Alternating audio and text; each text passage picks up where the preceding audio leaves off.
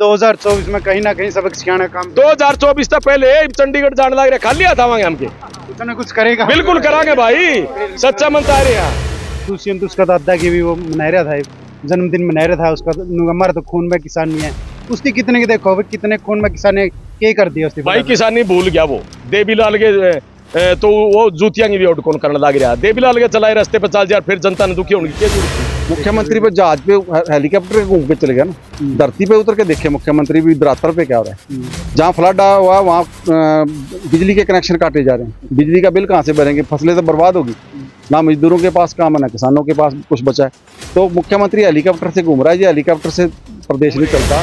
गंगवा से हमने बात की दुष्यंत चौटाला की कोठी पर एक भी नुमाइंदा इनका नहीं छोड़ा जिनके मकान पर हम नहीं गए।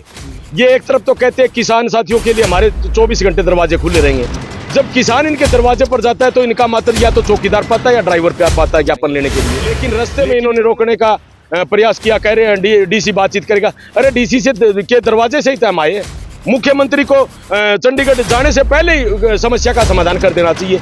क्यों इतने काम के टाइम में इतने खर्चे लगा कर किसान साथी आज पैदल मार्च कर रहे हैं। नमस्कार कैथल ब्रेकिंग टीवी देख रहे हो आप मेरे सामने किसान है किसान आज फिर दोबारा से सड़कों पर दिखाई दे रहे हैं क्या मांग है कई मांगे हैं गुलाबी सुंडी जो अपने पास में गुलाबी सुंडी का मुद्दा है और भी कई मांगे हैं इनसे एक बार बातचीत कर लेते हैं। नाम जी मैं संदीप धनवा जी जिला पार्षद हिसार और किसान यूनियन पगड़ी संभाल जट्टा। ऐसे कैथल में आज किस तरह प्रदर्शन क्यों करना पड़ा? देखिए पिछले काफी दिनों से 3 महीने का समय बीत गया किसान हिसार जिले के जिला सचिवालय पर आंदोलनरत था और फतेहाबाद में भी 1.5 महीने से किसान आंदोलनरत था लेकिन बार बार प्रशासन गुमराह कर रहा था कि आपकी फाइल चंडीगढ़ गई है।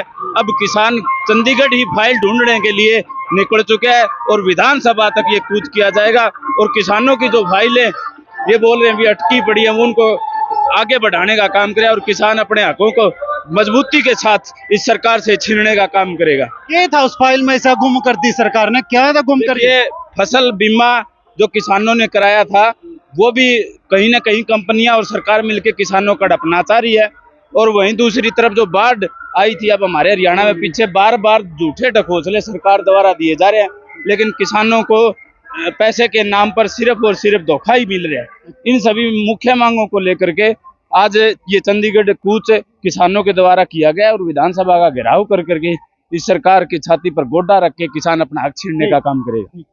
क्या नाम है जी? मैं सतीश बेणवाल पगड़ी समाल जट्टा जिला प्रधान हिसार। के सोचो आए दिन किसानों ने सड़कों पर उतरना पड़ा अपनी सीजन का टाइम पे किसानों ने दी।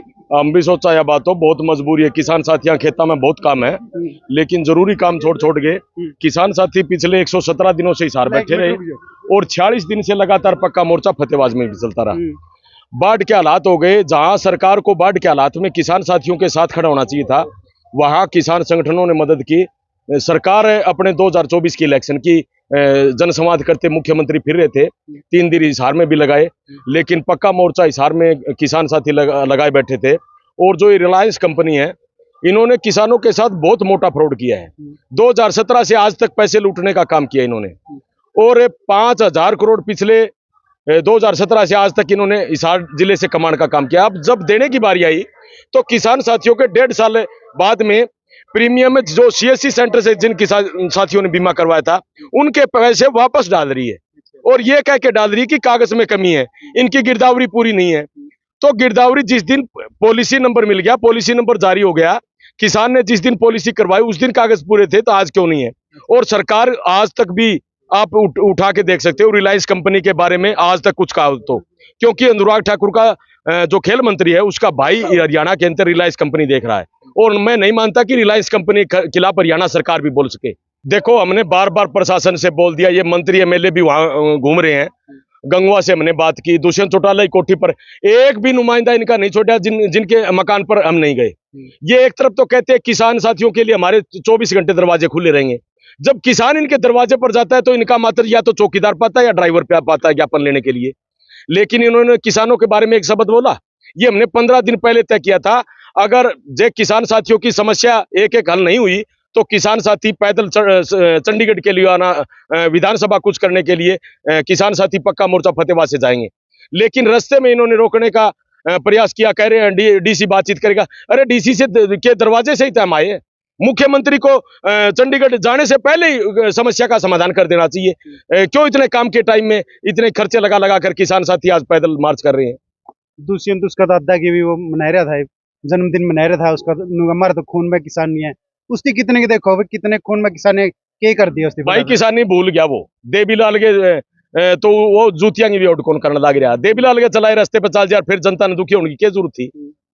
आज हालात देख लो, ये पीछे कमाने का काम करे नहीं रहा। दुष्यंत कोई देखो इस आर्गे में आड़े हमारे एरिया में उसका नानका भी है, गुलाबी सुंडी का इतना प्रकोप बढ़ रहा है कि बोले रिलायंस कंपनी के खिलाफ उसका एक भी आया स्टेटमेंट। बस सत्ता मान दे ये चंडीगढ़ जा बैठे, इन जनता दुखी हो रो। 2024 में फिर आओगे तो इनका इलाज भी बांधा है भाई। गामा में इन जनसभा भी करनी है, चंडीगढ़ बैठा तरह काम कौन चल लोगों बीच में आना पड़ेगा। जो कर बबली ने बूंटे दिखाए हुए बूंटे हमें सामने छोड़ रखे है, सारा ने दिखाने का काम कराएंगे। यानी 2024 में कहीं ना कहीं सबक सिखाना काम 2024 तक पहले चंडीगढ़ जाने लग रहे, खाली हाथ आवांगे हमके। कुछ ना कुछ करेगा, बिल्कुल करांगे भाई, सच्चा मनता आ रहे यहाँ।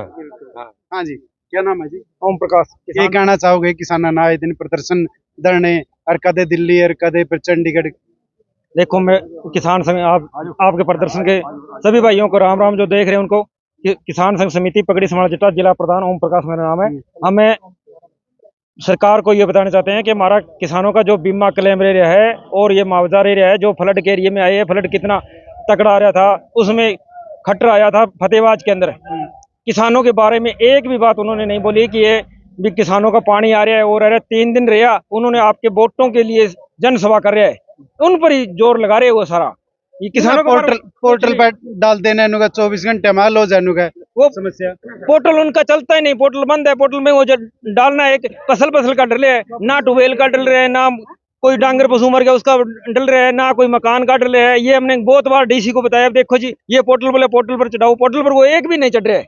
हमने सारा कुछ बताया उनको, फिर वो पोर्टल के चक्कर में किसानों को घुमा रहे हैं, पोर्टल पर रख रखे हैं। क्या लोगों अपना प्रदर्शन था कितने का निकला? जिस तरह आप कुछ करने लग रहे हो, सीजन का टाइम है, सीजन का टाइम में तो किसान ने खेत में होना चाहिए था, सड़कों पे उतरना पड़ रहा है। देखो इस सरकार की नाकामी कारण उतरना पड़ रहा है किसानों को सड़कों पर। हर जगह कहीं पर भी जाकर देख लो प्रदर्शन चल रहे हैं सड़कों पर।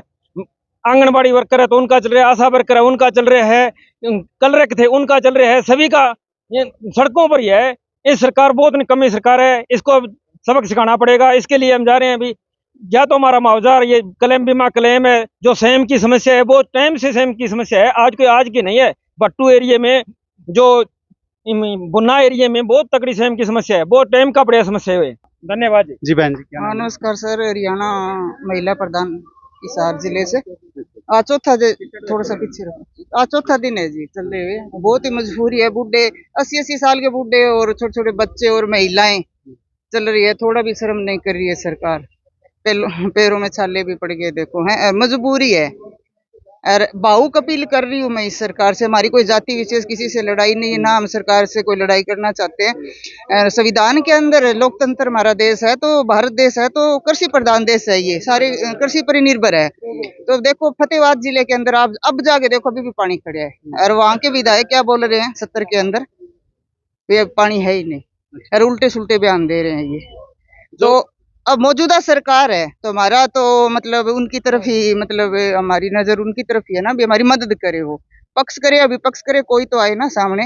आपातकालीन स्थिति किसी में भी आ सकती है, आपात है ये प्रकृति की जो हुई है आपातकालीन, तो इसके ऊपर सरकार को देखना चाहिए आगे किस तरीके से। अब 3 महीने तो मैं लगातार हिसार के धरने पर बैठे हैं बीमा मुआवजा के लिए। सुंडी का प्रकोप इतना है, सूखा पड़ा है, ना चारा पशुओं को, और जो मजदूर खेतों में काम करते हैं उनके दिहाड़ी भी मारी गई है। तो काफी सारी हमारी मांगे उनको लेकर हम आज चौथा दिन है, और 2 तारीख तक हमारा ये अभियान है।